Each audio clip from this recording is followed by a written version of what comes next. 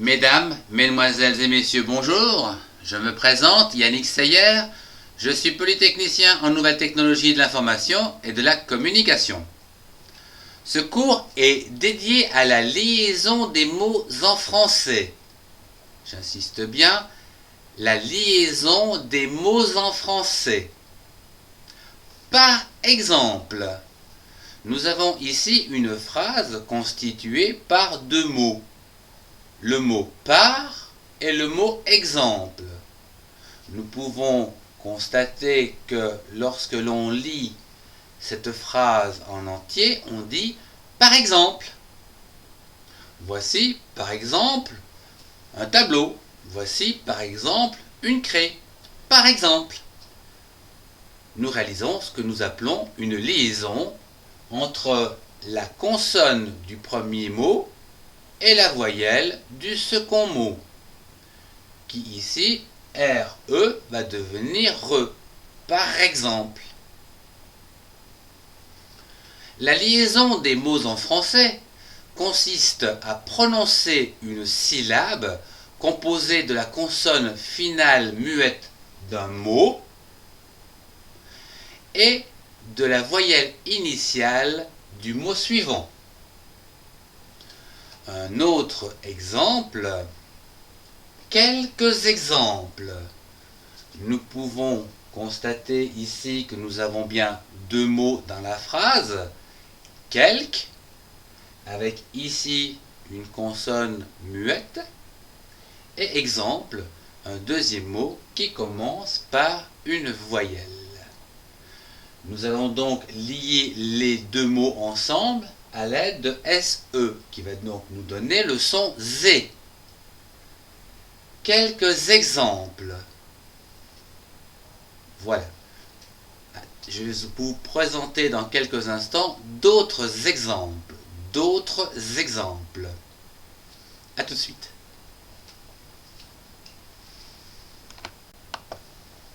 Voyons à présent les liaisons avec une préposition. Dans la première phrase, nous avons dans, un,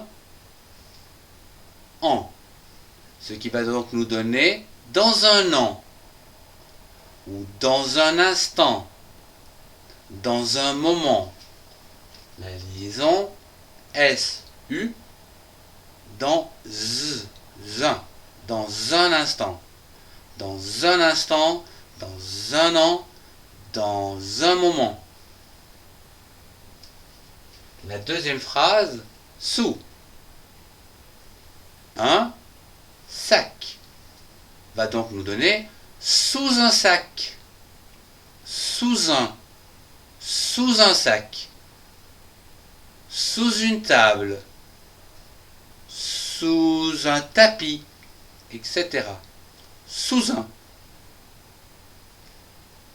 La troisième phrase, derrière une table. Derrière une table. La liaison se fait entre R1. R1. Derrière une. Derrière une table. Derrière une chaise. Etc. etc. Pardon. La quatrième phrase, ce livre est, la préposition c'est à, accent grave, lire. Ce qui va donc nous donner, ce livre est à lire. Est à lire. Ce livre est à lire. À lire. Ce livre est à lire. Voilà. La bonne prononciation, donc c'est état. La liaison donc se fait entre le T et le A. Ce livre est à lire. Voilà donc quelques exemples concernant la liaison avec des prépositions. Je vous propose de voir quelques exemples de liaison après une préposition. Voyons comment sont constituées ces liaisons après ces prépositions. Dans la première phrase, nous avons sur un mur. Par exemple, La craie, elle est sur un mur. Sur un mur. La liaison est ici, sur un mur. La craie est sur un mur. Dans le deuxième exemple, sous une table. Sous une table, la chaise est sous une table. Sous une, voilà, la liaison, sous une, la chaise est sous une table. À présent, devant elle.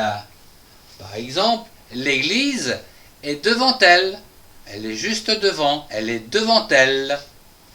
Donc la liaison se fait ici entre le T et le E. L'église est devant elle. Derrière une chaise, voilà.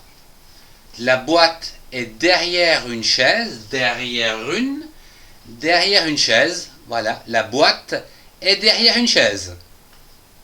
Et enfin, elle est sans olive. Par exemple, une pizza, la pizza est sans olive. Sans olive. Voilà donc la liaison après la préposition sans olive. La pizza est sans olive.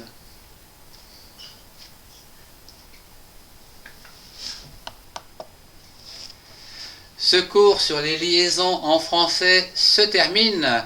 Je vous remercie de votre attention.